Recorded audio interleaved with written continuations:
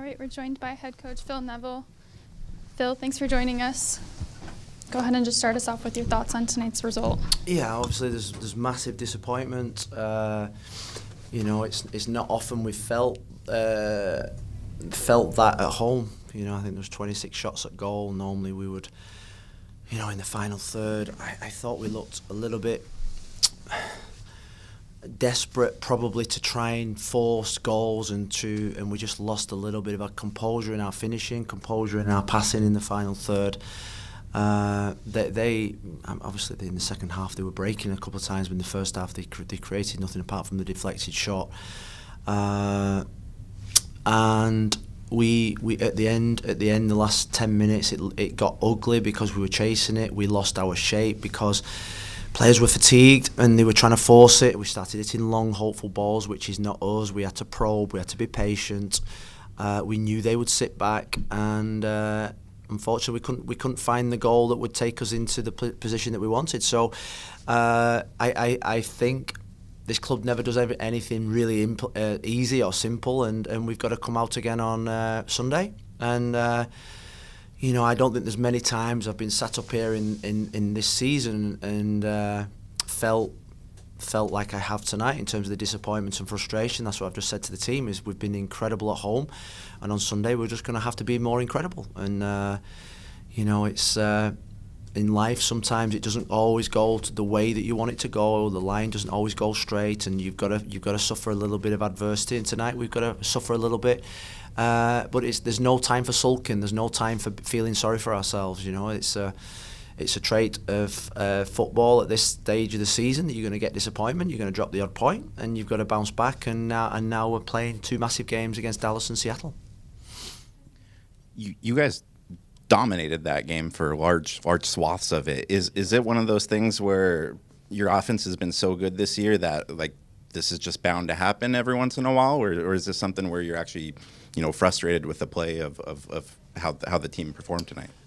I think they've got a lot of credit in the bank, those front four. So I think they're allowed a night where it just doesn't happen. I think every shot went straight at their keeper. It was, it seemed to go straight at him, and he parried it away. So I just felt we lacked a little bit of composure in the final third. I thought we were, in the first 20 minutes, I felt as if we wanted to score with every attack. We were 200 miles an hour, and then after that we were just, because they got their goal, they put extra men back, and they played a really good away performance in terms of the way that they defended, and but we had 26 shots on goal, and like I say, I think our front four, our front five, our front six, they've been incredible. They're the reason why we've scored so many goals, and they are allowed the night where it just doesn't happen, and we've not had many of those nights this season. Tonight was one of those nights. Like I say, I'm a guy that doesn't look back. I think the frustration we've talked about, the anger we've spoke about in terms of the performance, but I think we've just got to move forward very quickly. And like I say, I think if you dwell on it, you run into Sunday's game with the same kind of feeling. And we need to be unbelievable on Sunday, and we need the fans to be there with us on Sunday. I'm sure that they're going to be disappointed tonight. They came here to see a result, to see us get in the playoffs. Now that will happen on Sunday. Phil, just wondering if you could talk us through the substitutions tonight. Obviously, Tega comes in stoppage time as a striker in the box, but Eric for Diego, and then Anthony for Bravo instead of maybe a Moreno who kind of struggled offensively tonight. Yeah, well, I think it was either Claudio or Santi. Yeah, Santi looked fatigued, but we just thought that Claudio's had 2.5 weeks with no football apart from 45 minutes. We felt as if we made the substitution with Santi, then we would have to make another one with Claudio.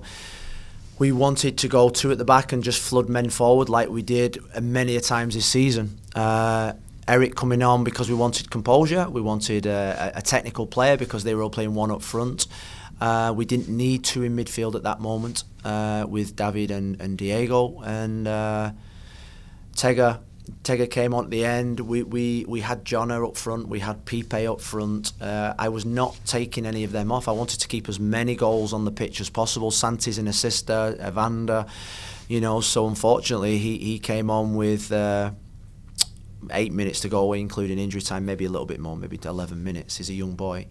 I wanted to keep as many goals on the pitch as possible. And, sometimes this season we played, I think, Minnesota at home where we had Dairon and Anthony as fullbacks, and that worked. Today, because they camped back, we didn't really get the ball out to Anthony enough on the left-hand side.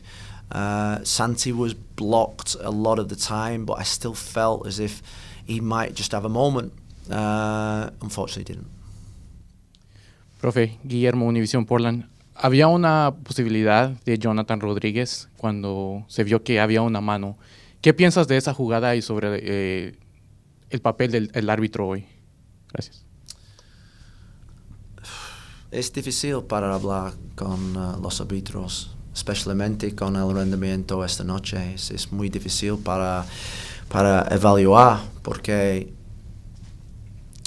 hemos creado dos opportunities para tener una penalty con dos manos, pero yo creo que durante todo el partido un montón de faltas, un montón de pitar mucho, es difícil para evaluar porque estamos muy decepcionantes con los árbitros esta noche, pero no es una excusa.